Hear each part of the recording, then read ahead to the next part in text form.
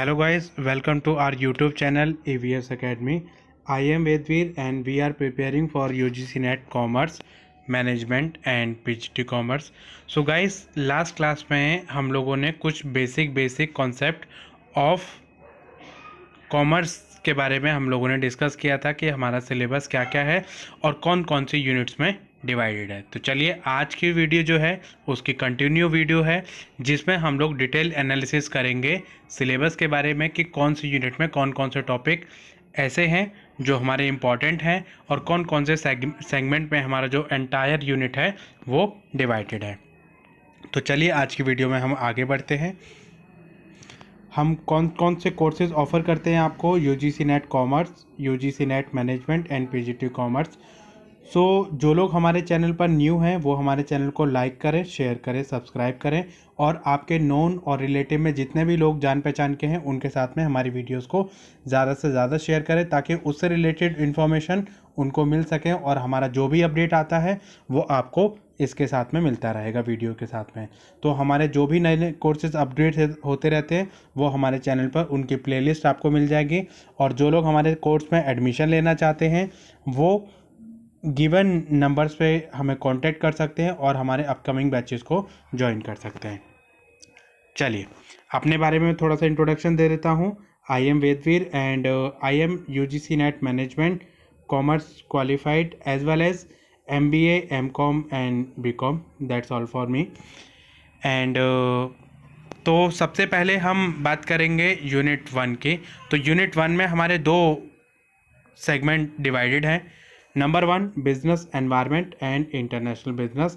तो business environment में as per the syllabus आपकी जो बेसिक इंट्रोडक्शन, जैसे इसने लिखा है concept and element of the business environment, तो यहाँ पर इसमें introduction, nature, feature, type already इसमें कवर हो जाता है। तो आप ये नहीं कह सकते कि इसमें एज पर द सिलेबस आपकी टाइप्स नहीं लिखा है और उसमें आपका जो है इंट्रोडक्शन में आपका बेसिक फीचर, इंपॉर्टेंस, ये सब चीज़ें नहीं लिखी हैं। तो ऐसा आपका नहीं है, वो बेसिक कॉन्सेप्ट और एलिमेंट में आपका इंक्लूड हो जाता है। उसके बाद आपका जब बिजनेस एनवायरनमेंट को आप दो पार्ट में डिवाइड करते हो तो कुछ पार्ट में, एक पार्ट में बनता है आपका इंटरनल एनवायरनमेंट और एक पार्ट में बनता है आपका एक्सटर्नल एनवायरनमेंट। तो इंटरनल एनवायरनमेंट का मतलब होता है जो आपका कंट्रोलेबल होता है, विद इन द ऑर्गेनाइजेशन होता है, और एक्सटर्नल एनवायरनमेंट का मतलब होता है जो आपका बियॉन्ड द कंट्रोल होता है। एक्सटर्नल को फिर आप बाद में डिवाइड कर सकते हो, उसको फर्दर पार्ट में डिवाइड कर सकते हो, माइक्रो और मैक्रो। तो यहाँ पर आपको डिटेल में जो पढ़ना है वो आपको इकोनॉमिक सिस्टम, इकोनॉमिक पॉलिसीज़ में monetary policy, physical policy, both are very important, इसमें से क्वेश्चन आता ही आता है। नेक्स्ट आपका political environment, role of government in the business, means how government put restrictions और control and coordination in the business, right. So this is also very important. तो यहाँ पर आप जो जितना भी इकोनॉमिक सिस्टम है, जैसे आपका कैपिटलिस्ट इकोनॉमी है, सोशलिस्ट इकोनॉमी है, मिक्स्ड इकोनॉमी है, वो फीचर्स आपके यहाँ पर आ जाएंगे और इकोनॉमिक पॉलिसीज़ आपके यहाँ पर आ जाएगी, पॉलिटिकल एनवायरनमेंट आपका यहाँ पर आ जाएगा। इसके साथ साथ आपका जो लीगल एनवायरनमेंट है उसमें आपका consumer protection act, FERA, FEMA, social cultural factor, their influences on the business, CSR और business ethics, both are the very important topic. FEMA is also very important topic. पहले फेरा था, फिर उसके बाद FEMA हो गया, तो फेमा को आपको डिटेल में पढ़ना है। कंज्यूमर प्रोटेक्शन एक्ट, ये भी आपको डिटेल में पढ़ना है। तो ये लीगल एनवायरनमेंट में ये टॉपिक आपको डिटेल में पढ़ने हैं, राइट। चलिए नेक्स्ट हम बात करते हैं, next part international business. International business में आपका नेचर, स्कोप, इंपॉर्टेंस, ये आपके फर्स्ट पॉइंट में कवर है। इसके साथ साथ ग्लोबलाइजेशन क्या होता है, इसके ड्राइवर्स क्या क्या होते हैं, ये चीज़ें आपके इसमें कवर हो जाएंगे। और इसमें mode of entry into international business के, मतलब जब भी एक कंपनी इंटरनेशनल बिजनेस में जाती है तो उसके कौन कौन से मोड वो यूज़ कर सकती है। इसमें आपका फ्रेंचाइजी है, लाइसेंसिंग है, एक्सपोर्टिंग है, इंपोर्टिंग है, राइट।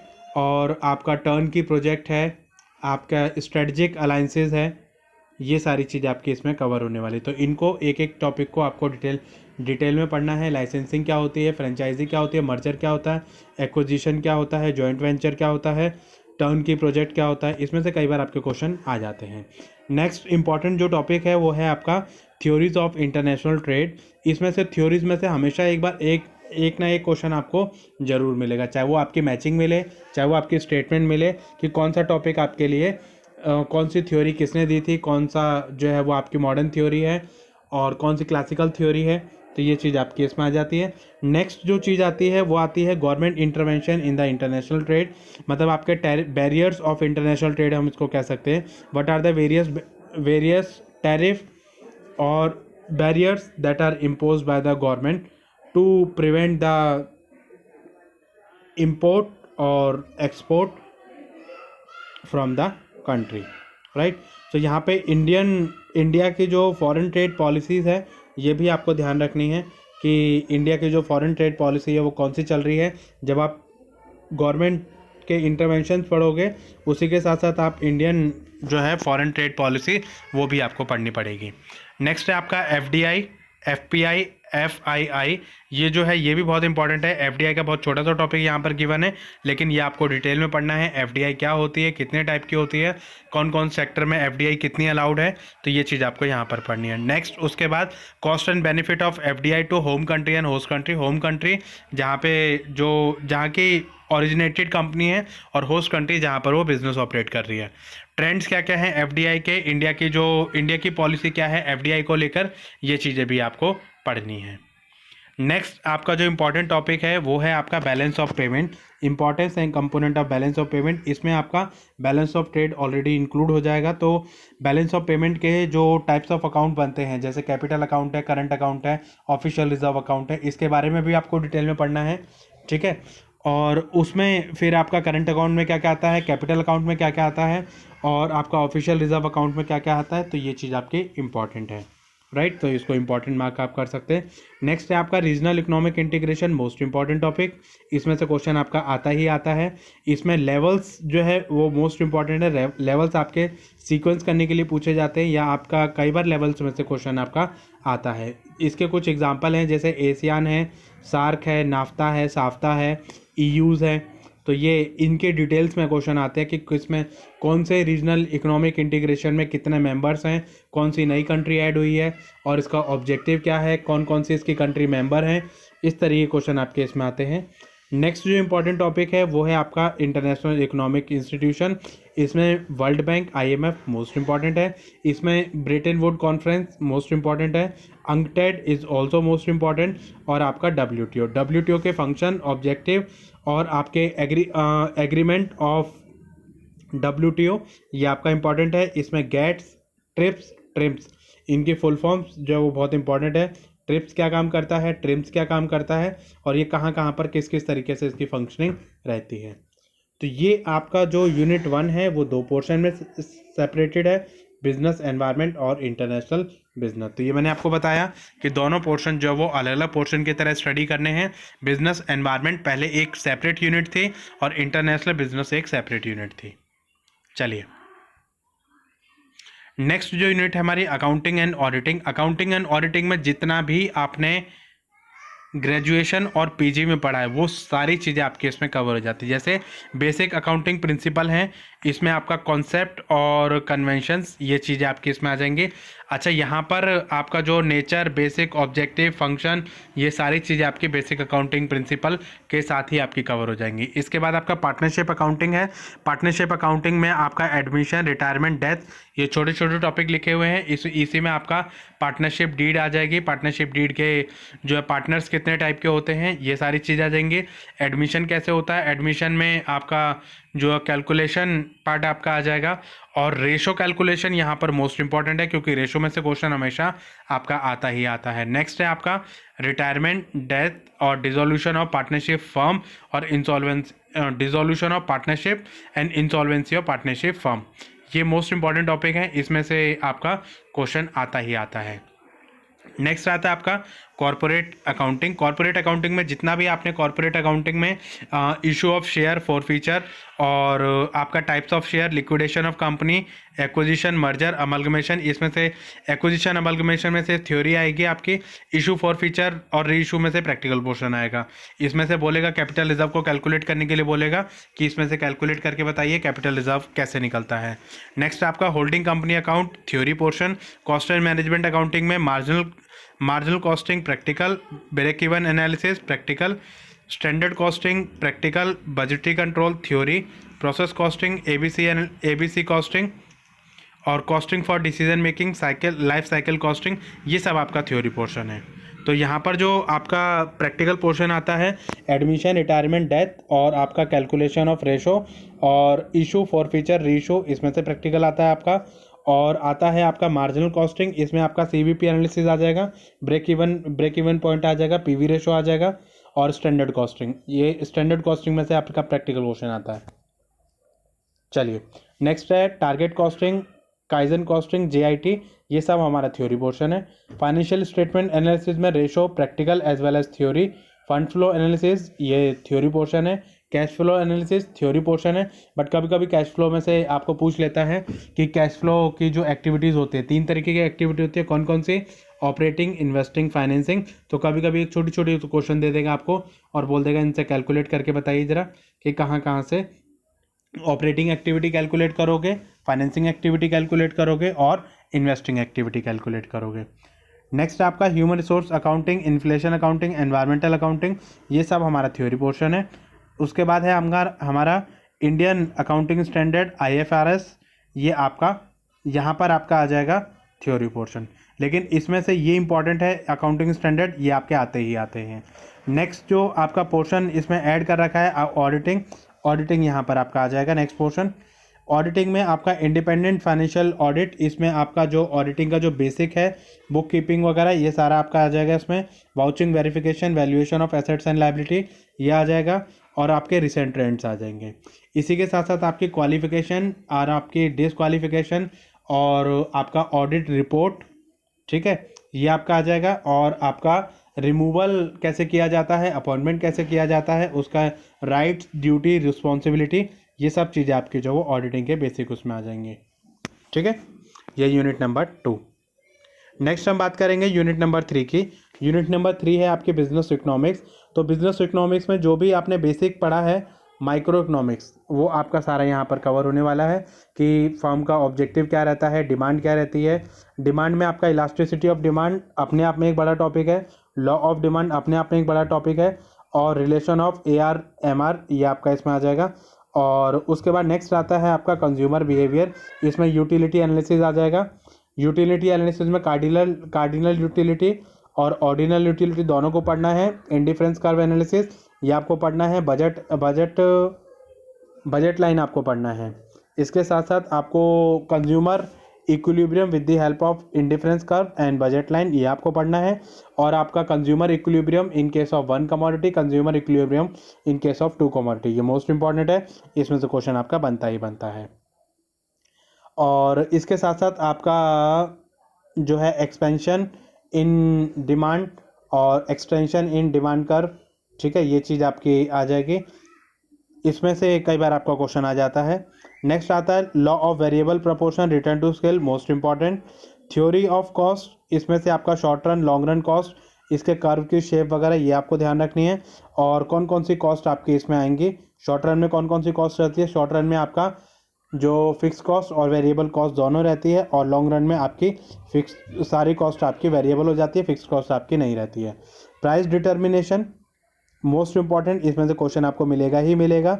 आपकी फॉर्म्स ऑफ मार्केट स्ट्रक्चर, जैसे आपका जो ओलिगोपोली है, मोनोपोली है, मोनोपोलिस्टिक है, डिओपोली है और आपका इम्परफेक्ट कंपटीशन, ये चीज़ें आपकी आ जाएंगी।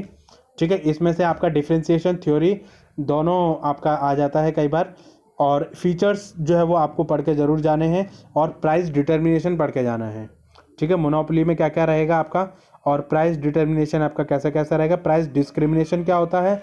और इसी में एक चीज़ आती है किंग डिमांड कर्व, वो भी आपका मोस्ट इंपॉर्टेंट है। प्राइसिंग स्ट्रेटजी, ये आपकी मार्केटिंग वाली प्राइसिंग स्ट्रेटजी है। प्राइस स्कीमिंग क्या होती है, प्राइस पेनिट्रेशन क्या होता है, पीक लोड प्राइसिंग क्या होती है, ये चीज़ आपकी बिजनेस इकोनॉमिक्स में आ जाएंगे। ठीक है, चलिए नेक्स्ट है आपका बिजनेस फाइनेंस, इसको हम फाइनेंशियल मैनेजमेंट भी कह देते हैं। इसमें आपका nature, scope, business sources of business finance, इसमें लीज फाइनेंसिंग इसलिए हाईलाइट कर रखा है क्योंकि लीज फाइनेंसिंग को आपको थोड़ा सा डिटेल में पढ़ना है। Cost of capital, time value of money, cost of capital में से theory as well as practical. Capital structure की थ्योरी, उसके assumption most important, capital budgeting की टेक्निक्स और उसका practical portion, working capital management most important, इसमें से आपको उसकी थ्योरी आएगी आपकी, और ईओक्यू का प्रैक्टिकल आपका आना ही आना है, डिविडेंड डिसीजन इसकी theory policy, risk and return analysis, asset securitisation most important है, और उसके बाद international monetary system, foreign exchange और आपकी हेजिंग टेक्निक्स, एडीआर जीडीआर और multinational capital budgeting, international arbitrage, ये आपकी मोस्ट इंपॉर्टेंट है फाइनेंशियल पॉइंट ऑफ व्यू से। ठीक है, तो ये वाली जो यूनिट है आपके थ्योरी प्रैक्टिकल दोनों यूनिट के हिसाब से इंपॉर्टेंट है, थ्योरी के लिए भी प्रैक्टिकल के लिए भी। तो इसमें आपके जितनी भी थ्योरीज हैं वो आपको पढ़नी है, और उसके साथ साथ जितनी भी एजम्पशंस हैं और जो उनके फॉर्मूले हैं वो आपको बहुत ही अच्छे से पढ़ने हैं, क्योंकि इसमें से कई बार आपके फॉर्मूले में से क्वेश्चन आपका आ जाता है, बहुत ही डायरेक्ट क्वेश्चन दे देता है कि इसका फॉर्मूला क्या है, उसका फॉर्मूला क्या है, ये किसको रिप्रेजेंट करता है, वो किसको रिप्रेजेंट करता है, बहुत डायरेक्ट क्वेश्चन आपका आता है कई बार। ठीक है, नेक्स्ट है आपका unit number 5, business statics and research methodology. Business statics एक अलग पोर्शन है, रिसर्च मैथोलॉजी एक अलग पोर्शन है। बिजनेस स्टैटिक्स में आपका सेंट्रल टेंडेंसी देखो इसमें छोटा सा पोर्शन दे दिया, लेकिन सेंट्रल टेंडेंसी में मीन, मीडियन, मोड, उसके फीचर्स, कैलकुलेशन। डिस्पर्जन में range, quartile deviation, mean deviation, standard deviation, ये सारी चीज़ें आ जाएंगी। डिस्पर्जन में छोटा सा वर्ड लिख दिया, लेकिन आपको जो है वो डिटेल में पढ़ना है। नेक्स्ट आता है मेजर ऑफ स्क्यूनेस, कोटोसिस, ये आपका आ जाएगा। ठीक है, इसको स्क्यूनेस क्या होती है आपकी, कोटोसिस क्या होता है, और जो है कोटोसिस के टाइप क्या क्या होते हैं आपके, वो चीज़ आपको पढ़नी है। ठीक है, कोरिलेशन रिग्रेशन, ये आपका जो है वो थ्योरी पोर्शन के लिए इंपॉर्टेंट है। और प्रोबेबिलिटी बेस्ड थ्योरम, इसमें से कई बार क्वेश्चन आता है। प्रोबेबिलिटी डिस्ट्रीब्यूशन, अच्छा प्रोबेबिलिटी डिस्ट्रीब्यूशन में से एक क्वेश्चन आपको ज़रूर मिलेगा। Binomial, Poisson, normal distribution. ठीक है, नॉर्मल डिस्ट्रीब्यूशन में से भी कई बार आपके फीचर्स पूछ लेता है। और नेक्स्ट आपका पेपर 1 का जो रिसर्च है वो सारा आपका यहाँ पर आएगा। Concept, types, research design, data collection, sampling technique, ये आपकी पेपर 1 में भी है, पेपर 2 में भी है। और central limit theorem, standard error और हाइपोथेसिस टेस्टिंग पेपर 1 में नहीं है, लेकिन वहाँ पर भी अगर आप पढ़ लोगे तो ज़्यादा बेटर रहेगा, क्योंकि कई बार आपको पेपर 1 में भी क्वेश्चन आपको देखने को मिल जाएंगे। नेक्स्ट आपका रिपोर्ट राइटिंग। ठीक है, तो यहाँ पर पेपर 1 का जो रिसर्च वाला पोर्शन है वो यहाँ पर कवर हो जाएगा, और उसके बाद आपके स्टैट्स कवर हो जाएगी। ठीक है, चलिए नेक्स्ट यूनिट है हमारी business management and human resource management, most important. इसमें से फंक्शन, नेचर ऑफ मैनेजमेंट, इसमें ये चीज़ आ जाएगी। Basic, nature, function, features, importance, ये चीज़ आपकी आ जाएगी। और planning, organising, staffing, directing, controlling, these are the basic function. Definition वगैरह सब चीज़ें इसी में इंक्लूड हो जाती है। ऑर्गेनाइजेशन स्ट्रक्चर, इसमें से क्वेश्चन मिलेगा ही मिलेगा। Span of control, most important. Authority, responsibility, delegation, decentralisation, एक क्वेश्चन मिलेगा। मोटिवेशन के थ्योरीज में से क्वेश्चन मिलेगा। लीडरशिप में से क्वेश्चन मिलेगा। Corporate governance and business ethics. ठीक है, कॉर्पोरेट गवर्नेंस के पिलर वगैरह कई बार आपके पूछे जाते हैं। कॉर्पोरेट गवर्नेंस क्या होती है, कैसे काम करती है, ये इंपॉर्टेंट है। चलिए नेक्स्ट है आपका ह्यूमन रिसोर्स मैनेजमेंट। इसका जो बेसिक फंक्शन है वो आपको पढ़ना है, कॉन्सेप्ट आपको पढ़ने हैं, और ह्यूमन रिसोर्स कैसे हमारे बिजनेस में इंपॉर्टेंट है, उसके फंक्शन क्या है, नेचर क्या है, फीचर्स क्या हैं, ये चीज़ कई बार आपके पूछ ली जाती है। इंपॉर्टेंस क्या है। Next human resource planning, recruitment, development, selection, succession planning, ये चीज़ आपकी इंपॉर्टेंट है। अच्छा, इसमें से रिक्रूटमेंट छोटा सा प्रोसेस दे दिया, सिलेक्शन छोटा सा दे दिया, लेकिन ये अपने आप में एक जो है एक डिटेल टॉपिक है, तो आपको इसको डिटेल में पढ़ना है। कंपनसेशन मैनेजमेंट, मोस्ट इंपॉर्टेंट, इसमें से क्वेश्चन मिलेगा ही मिलेगा। जॉब इवैल्यूएशन, इंसेंटिव्स और आपके फ्रिंज बेनिफिट, परफॉर्मेंस अप्रेजल में से क्वेश्चन मिलेगा आपको। कलेक्टिव बार्गेनिंग की थ्योरीज आपको मिलती हैं। पर्सनैलिटी, परसेप्शन, ये सब आपका ओबी का पोर्शन आ जाएगा। यहाँ से आपका ओबी स्टार्ट हो जाती है। Personality, perception, attitude, group dynamics, conflicts, negotiation, stress management, organisation culture, OD और ऑर्गेनाइजेशन चेंज, ये सब आपका जो है वो ओबी का पार्ट है, ऑर्गेनाइजेशन बिहेवियर। तो देखो वैसे इसमें 3 यूनिट कवर हो जाती हैं आपकी यूनिट नंबर 6 में, बिजनेस मैनेजमेंट, एचआरएम और ओबी। ठीक है, तो इसमें ओबी को अलग पढ़ना है आपको। ओबी में आपके जो बेसिक थ्योरीज हैं वो भी आपकी आ जाएंगी। अच्छा, इसमें बिजनेस मैनेजमेंट की जो थ्योरीज हैं, जैसे साइंटिफिक थ्योरी है और आपकी क्लासिकल थ्योरी है, न्यू क्लासिकल थ्योरी है, एडमिनिस्ट्रेटिव थ्योरी है, मैक्स वेबर की थ्योरी है, ह्यूमन रिलेशन थ्योरी, ये मोस्ट इंपॉर्टेंट है। इसमें से क्वेश्चन आपका मिलेगा ही मिलेगा। चलिए, नेक्स्ट है आपका banking and financial institution. Banking क्या होती है, उसके फंक्शंस क्या होते हैं, इंडियन फाइनेंशियल सिस्टम, ये ओवरव्यू में ही आपका कवर कर देगा। बैंकिंग के टाइप्स क्या क्या हैं, उसकी क्लासिफिकेशन क्या क्या है, ये चीज़ आपसे पूछ लेगा। और इसके साथ साथ आपसे पूछ लेगा टाइप्स ऑफ बैंक क्या क्या हैं आपके, commercial bank, regional rural bank, foreign bank, और आपका जो है प्राइवेट बैंक और पब्लिक बैंक, कोऑपरेटिव बैंक, ये सारा आ जाएगा। रिजर्व बैंक ऑफ इंडिया, इसके फंक्शनिंग रोल, मॉनेटरी पॉलिसीज़ यहाँ पर भी आ जाएंगे, और मॉनेटरी पॉलिसीज़ आपके वहाँ पर भी हैं। कौन से टॉपिक में, यूनिट नंबर 1 में। Next, financial sector reform, banking sector reforms, आपकी बासल नॉर्म्स और रिस्क मैनेजमेंट, एनपीए में से क्वेश्चन आता है आपका। फाइनेंशियल मार्केट में से क्वेश्चन मिलेगा आपको, मनी मार्केट, कैपिटल मार्केट, और कैपिटल मार्केट को 2 पार्ट में डिवाइड कर देगा, प्राइमरी मार्केट और secondary market. Money market is for short term and capital market is for long term. Next आपका गवर्नमेंट सिक्योरिटी मार्केट, ये थ्योरी पोर्शन है। Financial institution और आपके जो है NBFC, mutual fund, pension fund, ये आपकी इंपॉर्टेंट है। इसमें फाइनेंशियल इंस्टीट्यूशन और उसकी फंक्शन ये इंपॉर्टेंट है। चलिए, नेक्स्ट आपका फाइनेंशियल रेगुलेटर इन इंडिया, ठीक है, कौन कौन से आपका जो है आरबीआई वगैरह, इन सब चीज़ों के बारे में पढ़ना है। और इसमें जितने भी डिजिटलाइजेशन है, मनी बैंकिंग, ई बैंकिंग, और आपका internet banking, mobile banking, digital payment, UPI है, भीम है, और गूगल पे, फ़ोन पे, ये सब चीज़ें क्या हैं, इससे इम्पॉर्टेंट है। और उसके बाद आता है नेक्स्ट आपका इंश्योरेंस। इंश्योरेंस में आपका लाइफ इंश्योरेंस और नॉन लाइफ इंश्योरेंस, ये सब आपका थ्योरी पोर्शन है। नेक्स्ट है आपका market, unit number 8, marketing management, most important. इसमें मार्केटिंग के जो बेसिक कॉन्सेप्ट हैं, इसके अप्रोचेस, ये मोस्ट इंपॉर्टेंट है। मार्केट अप्रोचेस में देखो, आपके जितनी भी अप्रोचेस आप पढ़ोगे, उसमें आप production approach, product approach, marketing approach, selling approach और सोसाइटल मार्केटिंग अप्रोच, ये आपको पढ़नी ही पढ़नी है। मार्केटिंग सेलिंग में डिफरेंस, मार्केटिंग चैनल क्या होते हैं, और उसके बाद मार्केटिंग मिक्स। मार्केटिंग मिक्स छोटा सा लिखा है यहाँ पे, लेकिन आपको ये डिटेल में पढ़ना है। प्रोडक्ट, प्राइस, प्लेस, प्रमोशन, ये पहले था आपका, लेकिन 3 पीस बाद में ऐड हुए, पीपल, प्रोसेस, फिजिकल एविडेंस, ठीक है। उसके बाद नेक्स्ट आता है आपका स्ट्रेटेजिक मार्केट प्लानिंग। इसमें एसटीपी की स्ट्रेटेजी आ जाएगी, मोस्ट इंपॉर्टेंट है। इसमें से क्वेश्चन आपको मिलेगा ही मिलेगा। सेगमेंटेशन, टारगेटिंग, पोजीशनिंग, इनकी स्ट्रेटेजी से क्वेश्चन पूछता है। प्रोडक्ट डिसीजन, अब आपने पहले जो मार्केटिंग मिक्स पढ़ा था, उसको एक एक टॉपिक को डिटेल में पढ़ोगे। Product, price, place, promotion, product क्या होता है, प्रोडक्ट लाइन क्या होती है, प्रोडक्ट मिक्स क्या होता है, प्रोडक्ट लाइफ साइकिल क्या होती है, न्यू प्रोडक्ट डेवलपमेंट क्या होता है, और प्रोडक्ट लाइफ साइकिल, ये जो है ये इंपॉर्टेंट है आपके। नेक्स्ट है आपका प्राइसिंग डिसीजन। जो प्राइसिंग आपने उसमें देखा था बिजनेस इकोनॉमिक्स वाली यूनिट में, और यहाँ पर जो प्राइसिंग डिसीजन है वो ऑलमोस्ट सेम है, ठीक है। प्रमोशन डिसीजन, आपका रोल ऑफ प्रमोशन आपके क्या क्या रहते हैं, advertisement, personal selling, publicity, sales promotion, tools, techniques, ये सब इसमें से क्वेश्चन आपका आता ही आता है, ठीक है। पर्सनल सेलिंग और आपका एडवर्टीजमेंट और सेल्स प्रमोशन, इनमें क्या फ़र्क होता है, ये सब चीज़ें आपके आ जाएंगी। नेक्स्ट आपका डिस्ट्रीब्यूशन डिसीजन, इसमें आपका चैनल ऑफ डिस्ट्रीब्यूशन आपका क्या है, लेंथ क्या होती है, और फैक्टर कौन कौन से होते हैं, ये इंपॉर्टेंट है। और उसके बाद आपका आ जाएगा consumer behaviour, consumer buying process, इसको सीक्वेंस करने के लिए बोलता है। फैक्टर इन्फ्लुएंसिंग से क्वेश्चन आता है। Service market, trends in marketing, ठीक है, CRM, logistic management, service marketing वगैरह, ये चीज़ें इंपॉर्टेंट है। नेक्स्ट है legal aspect of the business, यहाँ पर सारा लॉ का पोर्शन है आपका।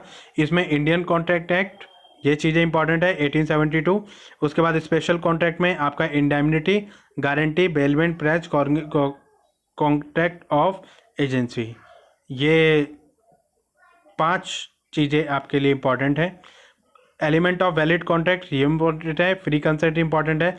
डिस्चार्ज ऑफ कॉन्ट्रैक्ट, देखो discharge of contract, breach of contract, remedy against the breach, quasi contract, ये अपने आप में एक टॉपिक है, एक मेजर टॉपिक है। यहाँ पर छोटा सा इसने लाइन लिख के दे दिया है, इसलिए बाकी जो चीज़ें हैं वो ऑटोमेटिकली आपके इसमें कवर हो जाएंगी।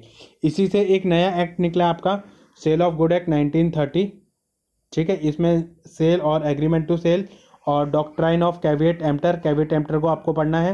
राइट ऑफ अनपेड सेलर, ये आपको पढ़ना है, ठीक है। नेगोशिएबल इंस्ट्रूमेंट एक्ट 1881, जब आपको कुछ याद ना हो तो इनके ईयर जरूर याद कर लेना, क्योंकि ईयर में से मोस्ट ऑफ द टाइम आपके क्वेश्चन आ जाते हैं। चाहे मैचिंग पूछ ले, चाहे सीक्वेंस करने के लिए बोलते हैं, या आपको बोलते हैं कि भाई आपको वो दे देगा कॉन्ट्रैक्ट के नाम दे देगा आपको और बोल देगा इनके ईयर ऑफ अकरेंस की वजह से आप इनको जो सीक्वेंस करो कि पहले कौन सा आया था और उसके बाद कौन सा आया था।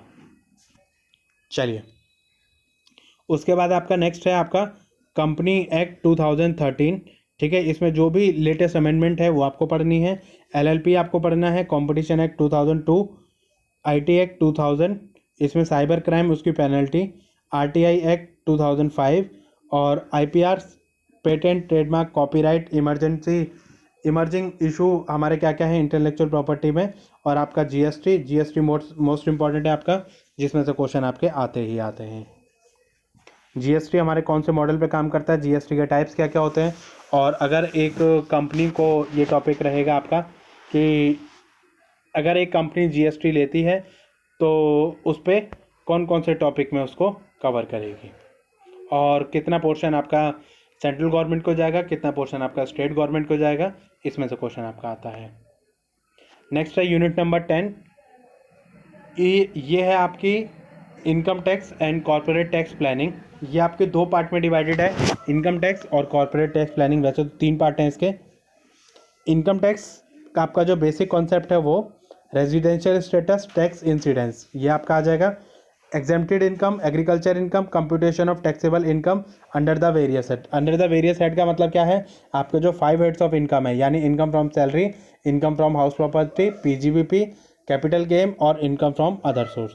डिडक्शन इंपॉर्टेंट है, assessment of individual, clubbing of income, और आपका set off and carry forward यहाँ पे नहीं लिखा है लेकिन वो भी इंपॉर्टेंट आपका। नेक्स्ट आपका है इंटरनेशनल टैक्सेशन। ये आपका अलग उसमें आ जाएगा कि अगर कोई कंपनी इंटरनेशनल ट्रांजेक्शन करती है तो वहाँ पर उसको कौन कौन सी चीज़ें आपको कवर करनी है। ठीक है, इसमें डबल टैक्सेशन और अवॉइडेंस मैकेनिज्म और ट्रांसफ़र प्राइसिंग, DTA और आपका ट्रांसफ़र प्राइसिंग, ये तो मोस्ट इंपॉर्टेंट है। नेक्स्ट पोर्शन है आपका कॉर्पोरेट टैक्स प्लानिंग। अगर एक कंपनी को कॉर्पोरेट टैक्स को प्लान करना है तो वो कैसे कैसे कर सकते हैं, टैक्स अवॉइडेंस क्या होता है, टैक्स इवेजन क्या होता है, इसकी टेक्निक्स क्या क्या हैं, और आपका मेक और बाय डिसीजन, कंपनी जो इस तरीके से डिसीजन लेके बना सकती है कि हमें खुद बनाना चाहिए या ख़रीदना चाहिए, हमें ओन करना चाहिए, लीज़ करना चाहिए, रिटेन करना चाहिए, या आपको जो है रिमूवल करना चाहिए, रिप्लेसमेंट आपको करना चाहिए, शटडाउन या कंटिन्यू ऑपरेशन करना है। इसमें आपको ध्यान रखना है कि हमें शटडाउन करने में फ़ायदा है या कंटिन्यू करने में फ़ायदा है। इसके साथ साथ हमारी deduction, collection of taxes, advance payment of taxes, E filing of income tax return. E filing जो मोस्ट इंपॉर्टेंट है, इसी के साथ साथ आपका ई फाइलिंग के साथ साथ आपका पैन कार्ड वगैरह, ये सारी चीज़ें भी आ जाएंगी। ठीक है, स्लैब्स वगैरह, लेटेस्ट अमेंडमेंट वगैरह, ये सब चीज़ें आपको पढ़नी ही पढ़नी है, तो ये तो बताने की ज़रूरत आपको है ही नहीं। So thank you guys for watching this video. I hope आपका जो सिलेबस है, एंटायर सिलेबस का जो ओवरव्यू है आपको मिल गया है कि कौन कौन सा टॉपिक आपका कहाँ कहाँ पर इम्पॉर्टेंट है, और इससे आपको जो है अब आपको जो पढ़ाई करनी है वो इसके अकॉर्डिंगली ही करनी है। और इसमें आपको ये पता चल गया होगा कि भाई कौन कौन से यूनिट में से हमें क्या क्या चीज़ें कवर करनी है और कौन सी यूनिट को किस तरीके से हमें स्टडी करना है। So thank you guys, and हमारे चैनल को लाइक करें, शेयर करें, सब्सक्राइब करें। EVS अकेडमी पर आपको एडमिशन लेने के लिए आप जो भी हमारे फॉलोइंग नंबर्स हैं, जो आपकी स्क्रीन पर जो नंबर आ रहे हैं, उन नंबर्स पे कांटेक्ट करें और हमारे जो लेटेस्ट बैच है उसमें एडमिशन लेने के लिए हमें कांटेक्ट करें। और हमारे वीडियोस को ज़्यादा से ज़्यादा अपने फ्रेंड सर्कल में शेयर करें, लाइक करें, सब्सक्राइब करें। वीडियो कैसी लगी कमेंट सेक्शन में बताना ना भूलें। थैंक यू गाइस, जल्द ही मिलते हैं आपको नेक्स्ट वीडियो में, जिसमें हम लोग आगे आपकी जो यूनिट्स हैं उनको कवर करेंगे। Thank you guys.